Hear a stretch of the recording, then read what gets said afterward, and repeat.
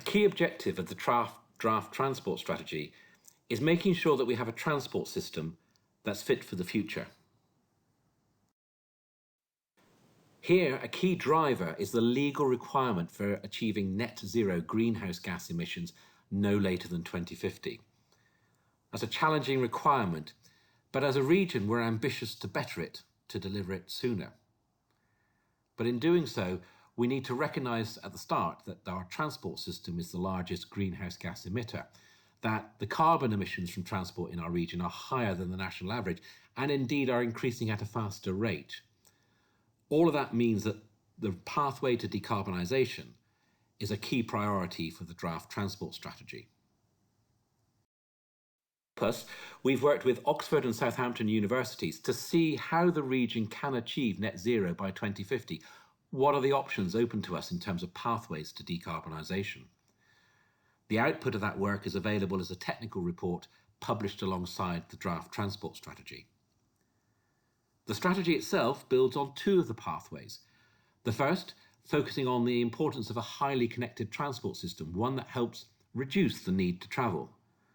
The second, focusing on the importance of policy-led initiatives that encourage a behavioural shift so that we help reduce reliance on the private car. Irrespective of what we do in transport, we need to make sure that the investment we make is aligned with investment in digital infrastructure and energy systems if we're going to deliver the pathways to decarbonisation within the timeframe required. The policies in the draft transport strategy help us achieve this. We set out how we'll support and plan for the decarbonisation of the rail network. We set out how we'll support and plan for the decarbonisation of the road fleet, working with the private sector, local authorities and Highways England to ensure that the infrastructure is there to support an electric fleet.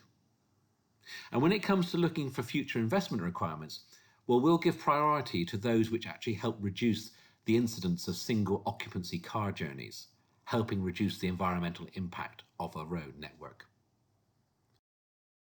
Use the hierarchy of travel user needs to shape investment moving forward, to make sure that those measures and those initiatives which actively support decarbonisation of our transport system are prioritised.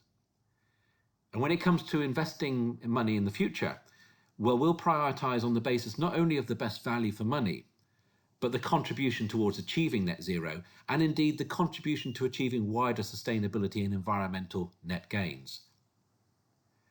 We live in a region which is full of science and technology innovation, and we'll continue to work with our partners, our universities, our operators and the private sector to use that knowledge and experience to make the region a living laboratory, one where we can trial innovative solutions and apply new business models at scale in our progress towards a decarbonised transport system.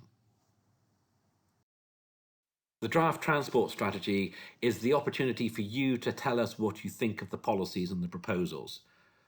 We really want to hear your views on that. And a reminder that the closing date for submissions is the 6th of October, 2020.